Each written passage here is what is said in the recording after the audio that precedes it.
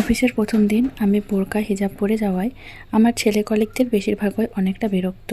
একজন তো মুখ ফসকে বলে দিল, আমাদের না দেখালেও বসকে ঠিক দেখাবে, দামি জিনিস তো দামি লোকরাই দেখতে পায়। ভাই, আমাদের সামনে সব ডেকে রাখলেও বসের সামনে সব খুলে দেখাবে, হয়তো দেখিয়ে দিয়েছে অলরেডি, না হলে কি এত বড় পোস্ট পায় নাকি? আমি কিছু না বলে চুপচাপ নিজের কাজ করতে লাগলাম। মানুষের চিন্তাভাবনা এত নিচু কেন?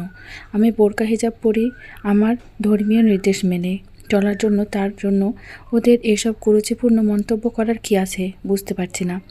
চোখের পানিগুলো পড়তে চাইছে, অনেক কষ্ট করে আটকে রেখেছি। এমন সময় একজন পিয়ন এসে বলল, স্যার, আগামীকাল যে কাজটা হবে তার দায়িত্ব তোমাকে দিয়েছেন, তুমি তোমার মতো করে গুছিয়ে রেখো। আমি মাথা নেড়ে হ্যাঁ বললাম। পিয়ন কাকা চলে যেতেই আমার কলিগদের মাঝে ঝড় শুরু হলো। যে যার মতো করে পারছে আমাকে বিরূপ মন্তব্য করে যাচ্ছে। আমার এক সহকর্মী মহিলা আমার কানে কানে বললেন, কি দিলে বসকে? বড় বস তো এমন লোক বলে জানি না, কি দিয়েছো সত্যি করে বলো তো। আস্তে না আস্তে এত বড় কাজের দায়িত্ব তো এমনি এমনি দেয়নি, নিশ্চয় কোনো ঘাপলা আছে, তাই না ভাই? আরে বয়স তো বাতাসে বাড়েনি, আমারও কিছু কিছু বুঝি। এদের কথা শুনে আমার চোখের পানিগুলোর বাদ মানছে না। আমার এক কলিগ আমাকে বলল, আপু, ওদের কথায় তুমি মন খারাপ করো না, তুমি ওদের কথার জবাব দিচ্ছ না কেন? প্রথম প্রথম আমাকেও বলতো, আমি একদিন উচিত জবাব দিয়ে দিয়েছি, এখন আর কিছুই বলে না।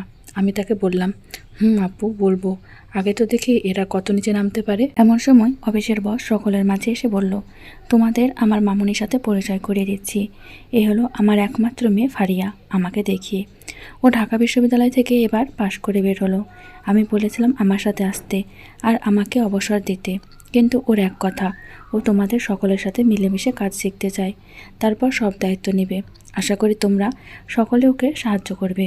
কালকের কাজের দায়িত্বটা আমি মামুনিকে দিয়েছি, তোমরা সকলে মিলেমিশে কাজটা করো। আমি চুপচাপ দাঁড়িয়ে মাথা নাড়লাম। আব্বু চলে যেতে দেখতে পেলাম সকলে মুখ শুকিয়ে গেছে।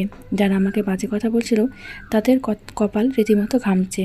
একজন অন্যজনকে বলছে, ভাই, আজ বুঝি চাকরিটা গেল, কি করে বউ ছেলে মেয়ে নিয়ে খাবো আল্লাহ জানে।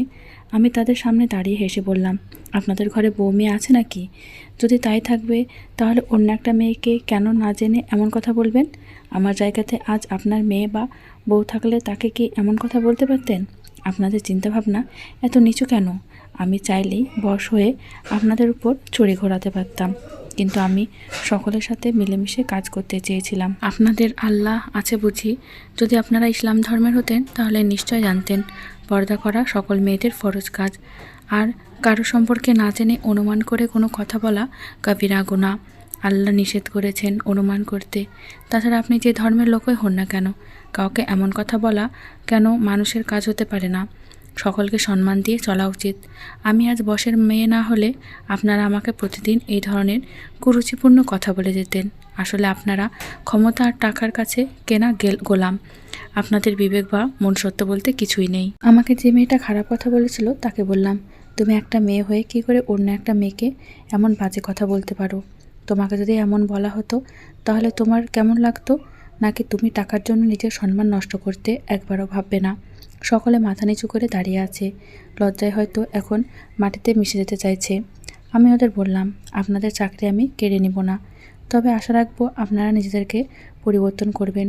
অবশেষে আমাকে যে বলেছিল তুমি মন খারাপ করো না, তাকে বললাম, ধন্যবাদ দিয়ে আপনাকে ছোট করব না।